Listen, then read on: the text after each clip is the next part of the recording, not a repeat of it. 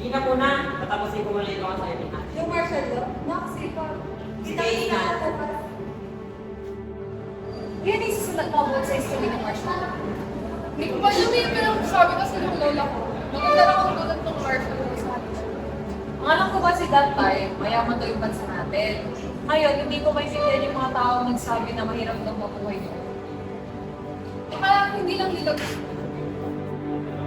Uy, Sherry, hindi ka na? Oo, may gagawin pa kasi. Busy March Yawar. Siyempre, may meeting. Okay, sige. Bye, Mayor. Ingat. Bye, ingat kayo rin.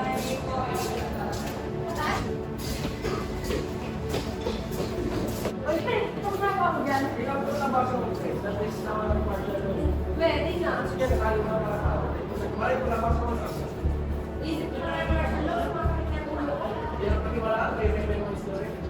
Dalo.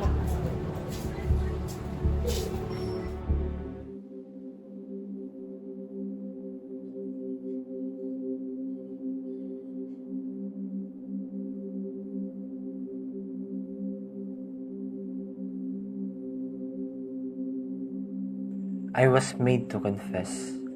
Isulat ko raw na New People's Army ako. Tapos kapag hindi sila satisfied na hindi mo inamin, papakainin sa akin iyong papel na sulalatan ko.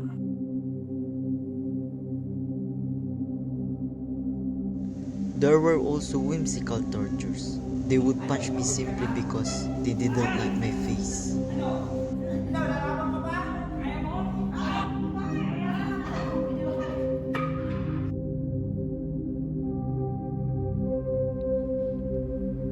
Walang kalaban-laban na babae.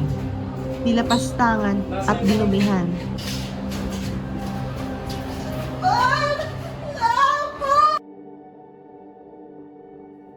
Sabi mo, uuwi ka agad. Sinasaktan ka mo nila dyan. Kuya, alis ka na dyan. Neng, ayos ka lang ba dyan? Nang bumalik ang kuya. Nasaan ba siya? Wala na. Kinuha na siya ng mga lalaking basta na lang pumunta sa bahay namin. Ang sabi ng mga tao rito, ligtas kami basta nasa bahay lang. Ba't nawala siya? Ba't kinuha siya? Si Kuya na lang yung meron ako eh. Ang hinihiling ko ngayon is justisya. Bakit niyo ako bibigyan ng salitang disiplina?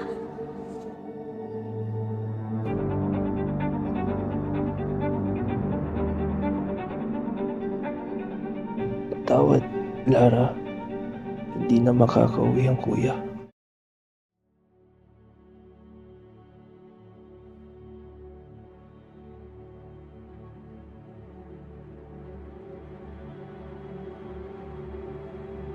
Tulad ng pagsusulat, hindi ko makakailang may nagawa na ako sa papel na ito. Gayunpaman, may kakayanan akong burahin at baguhin ang mga salitang naisulat ko.